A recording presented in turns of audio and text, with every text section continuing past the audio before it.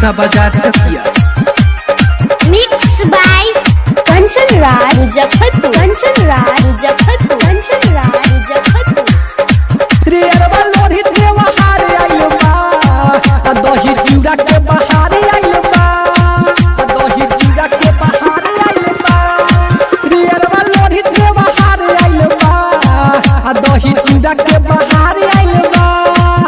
खूबे गारा दौड़ाई बरे, दही चूड़ा हम खाई बरे। झूमे खाती लहार आइल बा, दही चूड़ा के बहार आइल बा।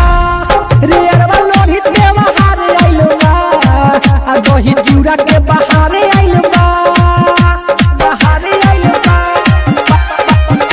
बहार आइल बा।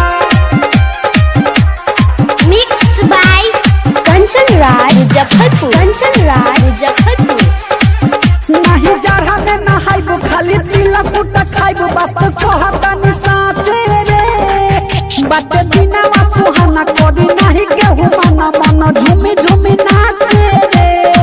हम नहीं जरहा में नहाइबो, खाली तिलक कुटा खाइबो। बात कहतानी साचे रे, दही छिटा छिटा खाई बरे, नहीं केहू से लजाई बरे।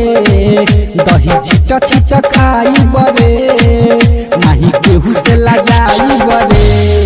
सुना मोका सनदार आइल बा, दही चूड़ा के बहार आइल बा। रे अरबा लोरी देवा हार आइल बा, दही चूड़ा के बहार आइल बा, बहार आइल बा, बहार आइल बा, बहार आइल बा। Mix by Kanchan Raj Muzaffarpur, Kanchan Raj Muzaffarpur, Kanchan Raj Muzaffarpur. सुनो मीठू मुरारी कोइले बानी तैयारी, रात खिचड़ी बनाई बहो। डीजे छत पर लगा के अभिषेक के बोला के खूबे ठुमका लगाई बहो। सुनो मीठू मुरारी कोइले बानी तैयारी, रात खिचड़ी बनाई बहो।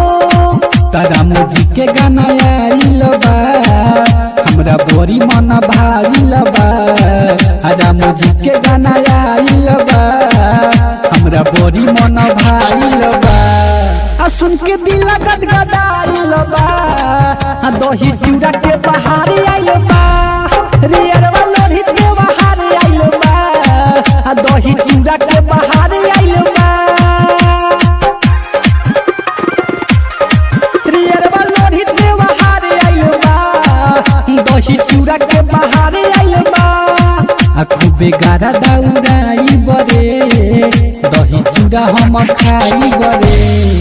झूमे खाती लहार आइल बा, दही चूड़ा के बहार आइल बा।